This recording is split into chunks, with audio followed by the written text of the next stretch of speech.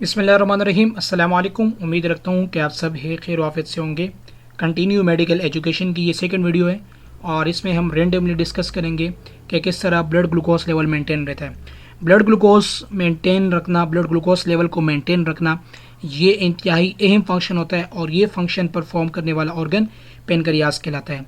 ठीक है, पेनक्रियाज जो है ये स्टमक के बिल्कुल नीचे मौजूद होता है, जिसे हम एपिगेस्ट्रिक रीजन भी कहते हैं, और इसके 3 हिस्से होते हैं। ठीक है, एक जो हिस्सा होता है उस एक हिस्से को हम, जो यहाँ बिल्कुल इस हिस्से पर मौजूद होता है, इस हिस्से को हम टेल कहते हैं। ठीक है, और ये वाला हिस्सा जो होता है ये हिस्सा बॉडी कहलाता है, और ये जो ब्रॉड हिस्सा होता है इसे हम हेड कहते हैं। हेड, बॉडी और टेल। इसके अलावा इसको जो ब्लड आर्टरी की सप्लाई जो मिली होती है, ब्लड आर्टरी की सप्लाई जो है इसको डोर्सल पेनक्रियाटिक आर्टरी से भी ब्लड की सप्लाई मिलती है। इसके अलावा एंटीरियर पेनक्रियाटोड्यूडिनल आर्टरी से भी ब्लड की सप्लाई मिली होती है। और इसके अलावा जो आर्टरी होती है सुपीरियर आर्टरी ने भी इसको ब्लड सर्कुलेशन दिया होता है, जिसे हम सुपीरियर बेजेंट्रिक आर्टरी भी कहते हैं। इसके अलावा इन्फीरियर पेनक्रियाटोड्यूडिनल आर्टरी ने भी इसको ब्लड सर्कुलेशन दी होती है। हेड ऑफ पेनक्रियाज, अब ये 2 हिस्से इसमें होते हैं। ठीक है, पेनक्रियाज में एक को हम एक्सोक्राइन कहते हैं और दूसरा जो होता है उसे हम एंडोक्राइन कहते हैं। जो एक्सोक्राइन होता है, एक्सोक्राइन ग्लैंड, ये भी पेनक्रियाज का हिस्सा होता है, और एक्सोक्राइन ग्लैंड जो होता है, इस एक्सोक्राइन से एंजाइम की प्रोडक्शन होती है। कितने किस्म के एंजाइम होते हैं? 4 एंजाइम होते हैं बुनियादी। एक को हम अमाइलेज कहते हैं, दूसरे को हम लैपेज कहते हैं, और तीसरे को हम ट्राइप्सिन, और चौथे को हम कीमोट्राइप्सिन कहते हैं। जो लाइपेज होता है, लाइपेज बेसिकली ये फैट्स को डाइजेस्ट करता है। ठीक है, लाइपेज फैट को डाइजेस्ट करता है। इसके अलावा अमाइलेज जो होता है, अमाइलेज स्टार्च को डाइजेस्ट करता है। ठीक है, तो ये 2 फंक्शन है, एक तो ये एक्सोक्राइन भी है और दूसरा जो ये एंडोक्राइन भी है।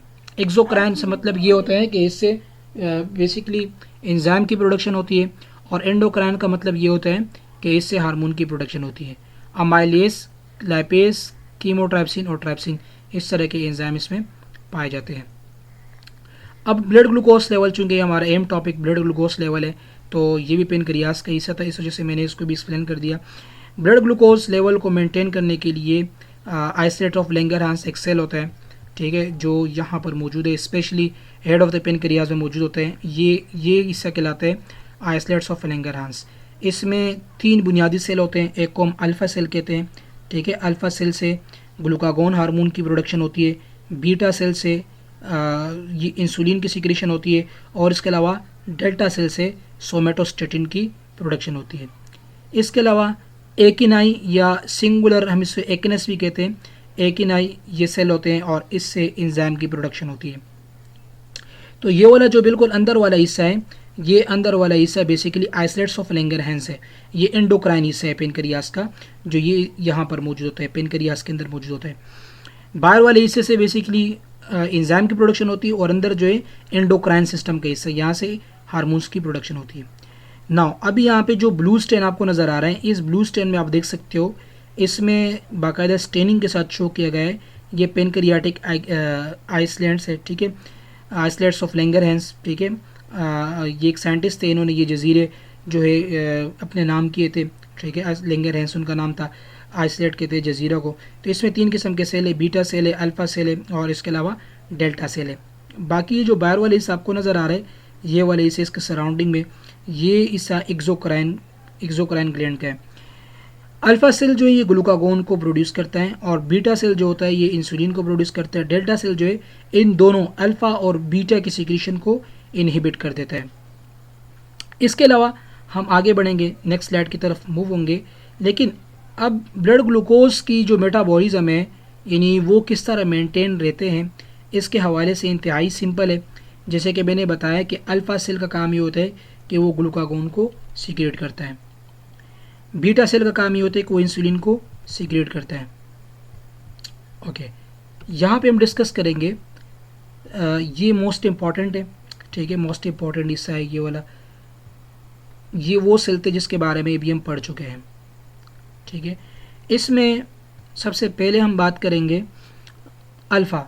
ठीक है, इसको ए सेल भी कहते हैं, अल्फ़ा सेल भी कहते हैं, और ये 17% ऑफ पेनक्रियाटिक आइसलेट सेल के ऊपर, यानी कि जो पेनक्रियाटिक आइसलेट सेल्स है उसमें 17% अल्फ़ा सेल्स होते हैं, ठीक है। और इसका काम ये होता है ये ग्लूकागोन को सिक्रेट करता है।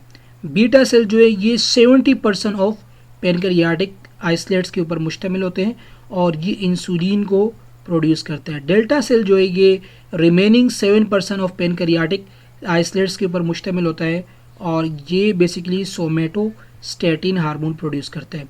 इसके अलावा एक और सेल भी होता है जिसे हम एफ सेल भी कहते हैं, और जो बाकी हिस्सा होता है पेनक्रियाटिक आइसलेट सेल्स का, उसमें ये बेसिकली पेनक्रियाटिक पॉलीपेप्टाइड ये रिलीज़ करता है, ठीक है, पेनक्रियाटिक पॉलीपेप्टाइड। अब ये किस तरह बेसिकली अगर ब्लड लेवल है, ब्लड लेवल को मेंटेन रखना किस तरह मेंटेन होता है उसके हवाले से हम बात करेंगे। नॉर्मली 180 ग्राम पर डेसीलीटर जो ये नॉर्मल ब्लड ग्लूकोज लेवल होता है, RBS रैंडम से मुराद ये होते हैं कि खाना खाने के बाद जो नॉर्मल ब्लड ग्लूकोज लेवल होता है वो इतना होता है। अगर इससे ज़्यादा हो गया तो ये हमारे लिए ख़तरनाक साबित हो सकता है। तो इसकी मेटाबॉलिज्म होती है खुद ब खुद नेचुरली, ठीक है, नेचुरली अकरिंग प्रोसेस होता है और उसके नतीजे में ये होता है कि जब हाई ब्लड ग्लूकोज लेवल होता है, हाई ब्लड ग्लूकोज लेवल में यहाँ पे इस फिगर में शो किया गया है, जब ब्लड ग्लूकोज लेवल हाई हो जाता है, ठीक है, हाई ब्लड ग्लूकोज लेवल, इस कंडीशन को हम हाइपरग्लाइसीमिया कहते हैं। अगर 180 से 180 ग्राम पर डेसीलीटर से अगर ग्लूकोज की मिकदार बढ़ गई तो इस कंडीशन को हम हाइपरग्लाइसीमिया कहते हैं। और यहाँ पर जो बेसिकली आपको नज़र आ रहे हैं ये बेसिकली इंसुलिन प्रोड्यूस करेगा, ठीक है। ये इंसुलिन कहाँ से प्रोड्यूस होगा? इंसुलिन बीटा सेल से। बीटा सेल्स खुद ब खुद स्टिमुलेट हो जाएगा क्योंकि वहाँ पर बेसिकली ब्लड में हाइपरग्लाइसीमिया हो चुका है, ठीक है, ग्लूकोज की लेवल बढ़ चुकी है।